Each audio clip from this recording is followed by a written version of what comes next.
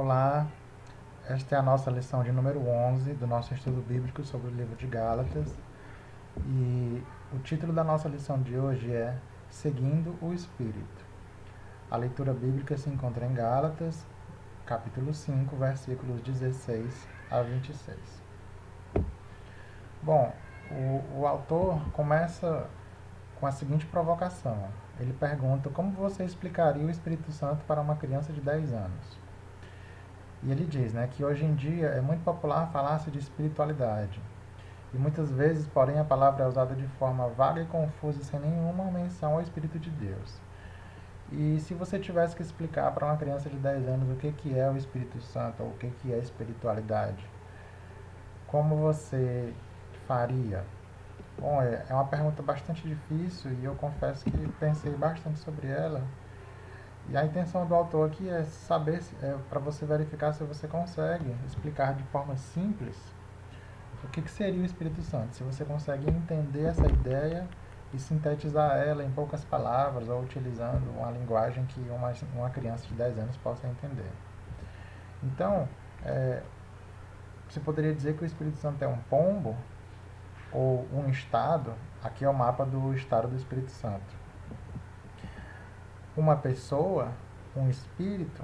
Existem várias interpretações, E aqui, ao meu ver, a mais sensata seria uma pessoa, mas aí se torna complicado, porque quando você fala em pessoa, você fala em algo físico, material. E o Espírito Santo ele faz parte de algo imaterial. Então, como explicar isso? Bom, na igreja de Gálatas, a situação que acontecia é que havia dois caminhos a serem seguidos. Não por acaso são os mesmos caminhos que o homem tem que escolher hoje para encontrar Deus. Ele vai buscar de forma centrada no homem, ou seja,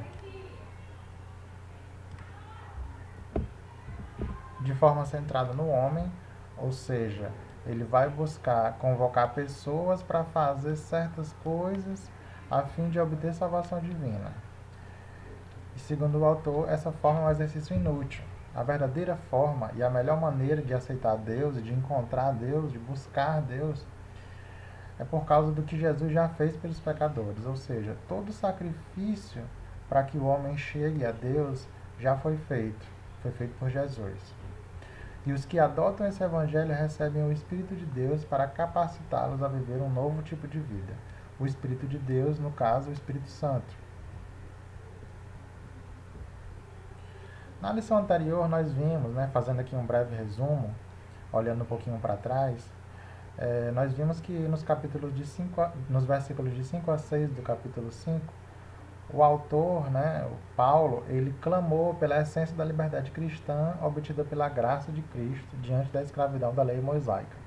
Ou seja, havia aquela dicotomia naquela época entre lei e o que seria a liberdade e a libertinagem. Não nesses termos, mas na época as ideias eram ideias contrárias, que eram discutidas naquela época. E a partir dos versículos 7 até o versículo 15, ele exorta os Gálatas a que não se deixem levar pelos argumentos dos legalistas, mas sim pelas provas da graça. Então, a questão entre lei e graça, fé e obras, entre a circuncisão ou a não circuncisão, isso foi bastante discutido. E a gente percebeu quando nós estudamos isso que na primeira parte do capítulo, Paulo faz esse clamor e na segunda parte ele muda de tom para um tom de exortação.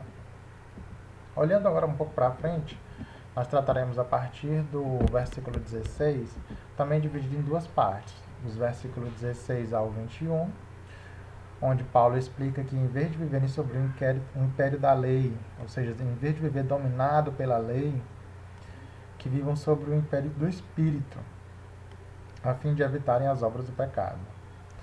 E nos versículos de 22 a 26, ele explica que para antepor as obras da carne, as resultantes das obras do Espírito que redundam em harmonia, paz e amor. Bom, leiamos então aqui a nossa referência bíblica. Por isso digo, vivam pelo Espírito, de modo nenhum satisfarão os desejos da carne. pois a carne deseja o que é contrário ao espírito, e o espírito o que é contrário à carne. Eles estão em conflito um com o outro, de modo que vocês não fazem o que desejam. Mas se vocês são guiados pelo espírito, não estão debaixo da lei.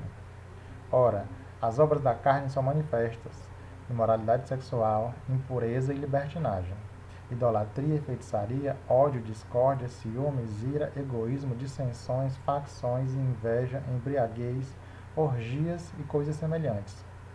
Eu os advirto, como antes já os adverti, que os que praticam essas coisas não herdarão o reino de Deus. Mas o fruto do Espírito é amor, paz, paciência, amabilidade, bondade, fidelidade, mansidão e domínio próprio. Contra essas coisas não há lei. Os que pertencem a Cristo Jesus crucificaram a carne com as suas paixões e os seus desejos. Se vivemos pelo Espírito, andemos também pelo Espírito. Não sejamos presunçosos, provocando uns aos outros e tendo inveja uns dos outros. Bom, vamos fazer agora uma pequena análise, né, sobre e em seguida iremos refletir sobre essa passagem. Então, analisando primeiro os versículos de 16 a 18, existe um tema central discutido nesses 3 versículos, que é: deixem que o Espírito de Deus os oriente, então não farão aquilo que sua natureza egocêntrica deseja. Então, quando ele diz aqui, vivam pelo Espírito e de modo nenhum satisfarão os desejos da carne, ele deixa claro que existe uma contrariedade entre esses 2 tipos de vida, e que a saída para não viver sobre os domínios da carne é viver pelo Espírito. E ele explica: pois a carne deseja o que é contrário ao Espírito, e o Espírito o que é contrário à carne. Eles estão em conflito um com o outro, de modo que vocês não fazem o que desejam. Mas se vocês são guiados pelo Espírito, não estão debaixo da lei. A gente vê lá em Mateus 3,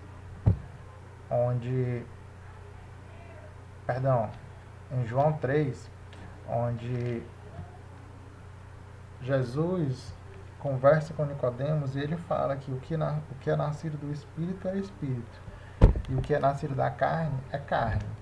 Então, fica claro aqui que não há como seguir os 2 caminhos, que precisa ser feita uma escolha. E ele aqui diz qual é a verdadeira escolha, a escolha que é da vontade de Deus. E ele diz mais: se vocês são guiados pelo Espírito, então não estão debaixo da lei. O que ele quis dizer com isso? Ele quis dizer que quem vive submisso à lei e somente a ela, não é guiado pelo Espírito. Continuando, nos versículos 18 a 26, e aqui eu dividi em 2 partes, primeiro até o 21 e depois a partir do 22, porque nessa primeira parte aqui, ou melhor, a segunda parte, né, a gente já viu a primeira, esta é a segunda e a gente vai ver a terceira. Aqui ele explica quais são as obras da carne, que são imoralidade sexual, impureza, libertinagem, idolatria, feitiçaria, ódio, discórdia, ciúmes, ira, egoísmo, dissensões, facções, inveja, embriaguez, orgias e coisas semelhantes. Vamos estudar um pouco sobre essas coisas. As pessoas, elas são sexualmente imorais, cometem atos sexuais anormais, agem de forma indecente, adoram falsos deuses e objetos que representam aqueles deuses, e você pode colocar aí entre esses... Não, na verdade, nem sempre são ideias, né, mas são conceitos, são metodologias, são filosofias que representam ali a fé das pessoas, e elas colocam essas convicções acima de Deus. O dinheiro também é um exemplo, os bens materiais, a beleza, tudo isso são deuses, e é isso que ele se refere quando fala de idolatria. Praticam rituais para que os espíritos malignos possam agir em favor delas, quando ele fala da feitiçaria, que é quando nos apegamos a coisas que são sim sobrenaturais, mas que são na verdade ações malignas para confundir o homem, crenças em divindades, em entidades aí que desviam a atenção do homem, que prometem coisas em troca, né? A gente vê muito a questão das simpatias, dos feitiços, para conseguir a pessoa amada, para conseguir dinheiro. E isso tudo confunde e desvia. Isso é obra do inimigo. E as pessoas também são mutuamente hostis. Nós vemos hoje uma prática onde o ódio se dissemina de maneira sem precedente. E isso claramente não é obra do Espírito. As pessoas brigam umas com as outras, discutem facilmente, qualquer ideia contrária é motivo de discussão. Claramente isso aí está representado na discórdia, né? As pessoas são ciumentas e se ressentem por causa da alta condição dos outros. Hoje em dia existe muito essa questão do domínio, de você ser dono das coisas, de ser dono da sua vida, ser dono de outras pessoas e se desagradar quando é contrariada. Continuando, as pessoas comportam-se de forma irada. Hoje em dia as pessoas são muito sensíveis e se zangam, ficam zangadas muito facilmente, né? E reagem de maneira agressiva, com ira. As pessoas procuram convencer os outros a ter delas uma opinião elevada e se promovem e não consideram os outros, agindo de forma egoísta, né? E aí fica claro isso aí, que isso está relacionado ao egoísmo. As pessoas não se associam com os outros, né? Dificuldade de aceitar ideias contrárias. As pessoas se afastam quando não concordam por qualquer detalhe banal, se afastam das outras. E, consequentemente, as pessoas associam somente com aquelas que concordam com elas. É muito fácil você conviver com pessoas que têm ideias parecidas com as suas, quando na verdade você precisa procurar se submeter a pessoas que têm concepções diferentes sobre a maneira como conduzir determinada situação, sobre como abordar algum problema. Então é interessante que não formemos facções, né? Nos isolemos e fiquemos ali somente com um grupo que diz amém para aquilo que nós concordamos. As pessoas também têm inveja umas das outras, né? Cobiçam o que os outros possuem, ficam incomodadas com a prosperidade do próximo, ficam bêbadas, participam de festas, né? As orgias, e fazem muito mais outras coisas semelhantes. Ou seja, a lista não acaba. Existem muitas coisas que podem ser enquadradas dentro desses exemplos que foram dados aqui. Aqueles que agem e pensam constantemente assim não receberão aquilo que Deus tem para seu próprio povo quando ele começar seu reino. Isso é o que a palavra diz para nós. Continuando, mas o Espírito de Deus nos leva a fazer as seguintes coisas: amor, ou seja, amarmos os nossos semelhantes; alegria, estarmos cheios de júbilo, estarmos alegres, contentes, felizes, né?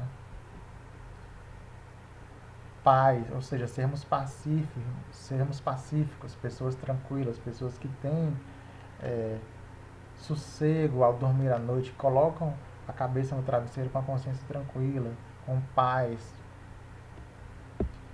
Paciência, pessoas longânimas, que têm paciência, que sabem esperar, que sabem compreender. Amabilidade, né? Tratar os outros com bondade, de forma amigável. Bondade, ser bom com as pessoas, né? Tratar as pessoas de maneira bondosa. Fidelidade, ser pessoas confiáveis, algo muito raro no dia de hoje, infelizmente. Mansidão, tratarmos os outros mansamente, ou seja, termos parcimônia para lidar com as pessoas. Domínio próprio, esse é bem difícil, né? Sabermos nos controlar nas diversas situações, termos condições de saber quando precisamos falar e quando precisamos calar, e a maneira de falar também. E resumindo, né, nós vemos que em Gálatas, nesses versículos, existe uma incompatibilidade entre a carne e o espírito. Ele apresenta o discipulado como uma obra onde a prerrogativa passa a ser o espírito, do espírito e não do eu. Em contrapartida, está a ação do Espírito Santo, que frutifica a vida dos salvos. A frutificação tem características que fazem parte do plano de Deus para o homem, gerando os comportamentos listados nos versículos de 22 a 26, que são as obras do Espírito. E como conclusão, nós vemos que o fruto do Espírito ele é resultado do nascer dele, o que gera convencimento da visão de mundo que motiva o afastamento das obras carnais e abre espaço para uma obra de transformação que passa pelo amor, alegria, paz, longanimidade, benignidade, bondade, fidelidade, mansidão e domínio próprio. Amém.